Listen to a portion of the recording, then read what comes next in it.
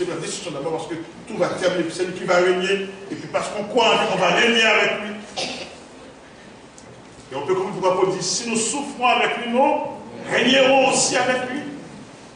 Alors, ne vous découragez pas, n'abandonnez pas la foi parce que les jours sont difficiles, parce que les épreuves sont là.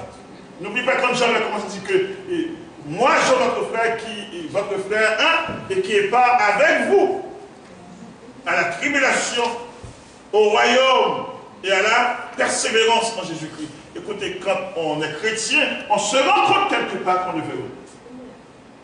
On se rencontre quelque part. On peut ne pas avoir la même épreuve, mais nous avons tous au moins une épreuve. On se rencontre parce que la foi, c'est un combat. Vivre cette vie chrétienne, c'est un combat de foi. On se rencontre, on est liés. Voici, avec le verset 19 et 20, je remarque quelque chose. Après que Jésus-Christ a fait sa prestation, et puis il dit, écris donc. Écris donc. Et puis c'est comme l'ordre, c'est la deuxième fois que l'ordre est donné. C'est un ordre de répéter, c'est un ordre de confirmer. Alors Makatchu l'appelle plutôt mission donnée à l'apôtre. Et je n'ai pas trouvé son titre bête, si c'est aussi bien, mais je trouve que l'ordre est donné à nouveau. Écris donc. C'est une répétition. Écris donc les choses que tu as vues, les choses qui sont et les choses qui doivent arriver ensuite. C'est un ordre qui est répété, donc un ordre qui est confirmé. Donc quand le texte dit écris donc. Maintenant, chers amis, on va terminer avec le message qui est derrière tout ça. Quel est le message qui est derrière cette révélation, cette vision? Pourquoi cette vision? Pourquoi Dieu l'a placée? Pourquoi c'est si important? Pourquoi avons-nous besoin de savoir que Jésus-Christ, remarquez bien le message, d'abord la vision, c'est que Jean a vu au milieu des 7 chandeliers qui sont les 7 églises, qui sont toutes les églises, quelqu'un qui semble un fils d'homme, mais certainement quand il a décrit, c'est un personnage extraordinaire, et quand ce personnage va s'identifier lui-même, il va dire que je suis le premier et le dernier et le vivant, je tire les clés de la mort, et Dieu c'est Dieu d'abord. Maintenant, quelle est l'importance de tout cela? Et en plus, on l'a vu, non seulement il est au milieu des églises, mais il a dans sa main droite les 7 étoiles qui sont les 7 anges des 7 églises, ou encore les pasteurs des églises. Maintenant, quand on revient au psaume 118 qui dit que la gloire de l'Éternel, la gloire de l'Éternel est-elle? La gloire de l'Éternel manifeste ça, et conséquemment, on peut comprendre, chers amis, que Dieu accorde sa protection. Maintenant, pour protéger, pour guider, et aussi peut-être pour corriger si nécessaire, mais Jésus est en contrôle. Il est en contrôle. Quel est le message? Quel est le message d'après vous? Dans cette première vision, ce que j'ai vu. Quel est le message?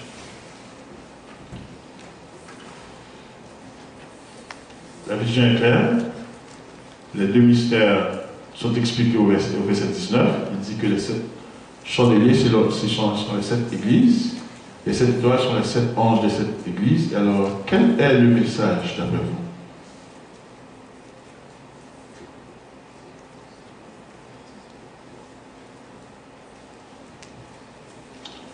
Jean a vu dans cette première vision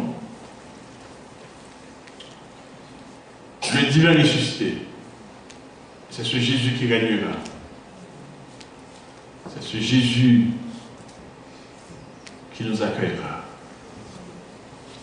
C'est avec ce Jésus qu'on va régner pour toujours. Où est-ce qu'il est? Il est au ciel, mais il est au milieu de ces églises. Il n'est pas loin. Quand ces jours vont arriver, ce qu'on a vu, le Dieu, Jean a vu dans cette première vision, on appelle les choses que Jean a vues, le divin ressuscité. Le Dieu fait homme, qui était mort pour nos péchés, et qui est ressuscité maintenant pour notre justification. Il est vivant, Et il est vivant au siècle des siècles. Le Dieu qui est au milieu de nous, le Dieu que nous servons, est un Dieu vivant. Avant de terminer, et puis cette extension, il est vivant au siècle des siècles.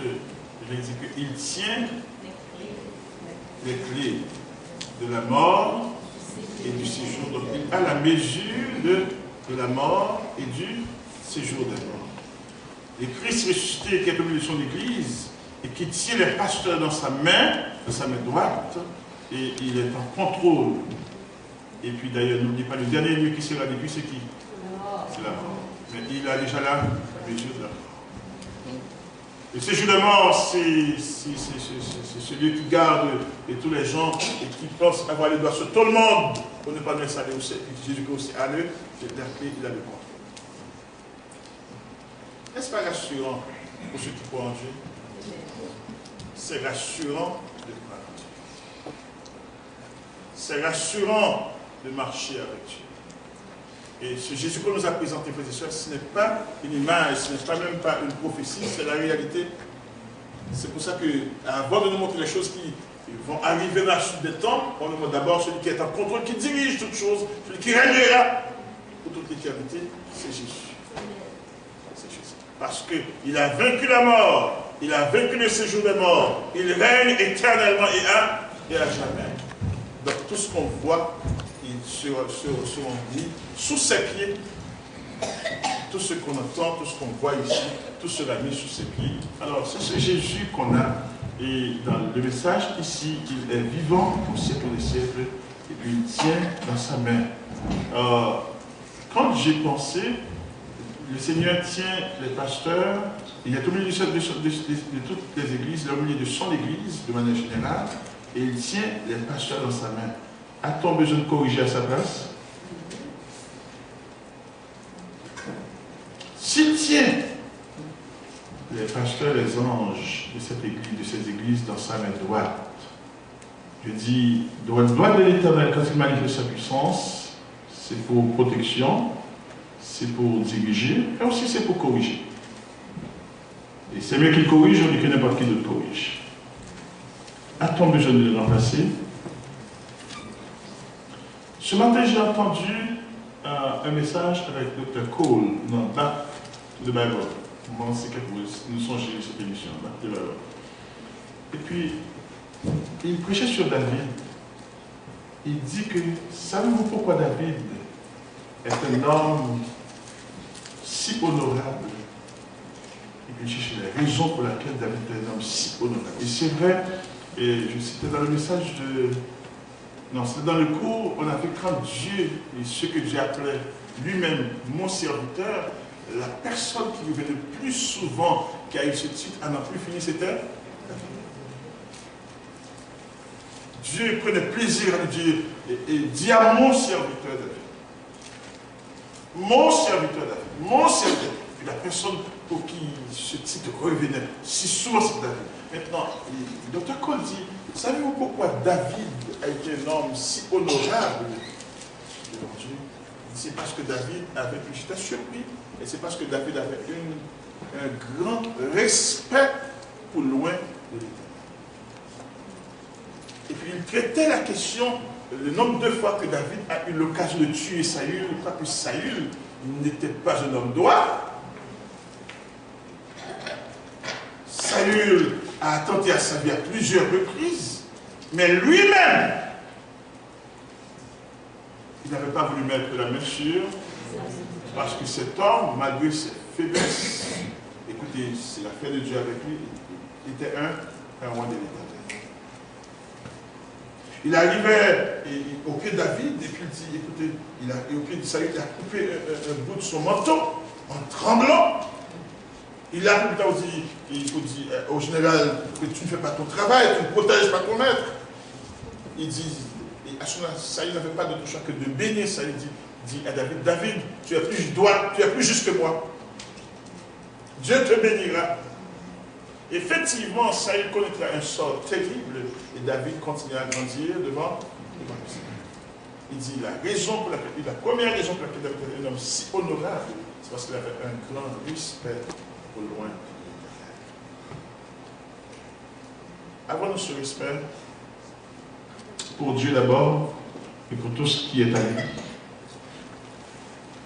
Des fois, on dit des choses. Des fois, on fait des choses. Et puis, on perd cette odeur spirituelle que Dieu accorde à ses enfants. Je vais m'arrêter là pour ce soir, moi, que vous ayez une question, il nous reste 5 minutes, mais n'oubliez pas. Et ça vaut la peine de croire en ce Dieu. C'est tout ça extraordinaire, la présentation de cette première vision, quand le texte dit « Écris donc les choses que tu as vues ». Et les choses que Jean a vues, c'était le divin ressuscité, le Fils de Dieu, glorifié, celui qui va régner pour toute l'éternité, celui qui est en contrôle de toutes choses et qui fait que on va voir les sauts, les trompettes, la grande tribulation, tout cela, mais il sera encore sur son trône et il va régner éternellement. Est-ce que c'est le cas pour toi? Croyez-vous en ce Dieu? Est-ce que vous marchez avec lui? Est-ce que vous le servez? Quelle est votre foi en Dieu?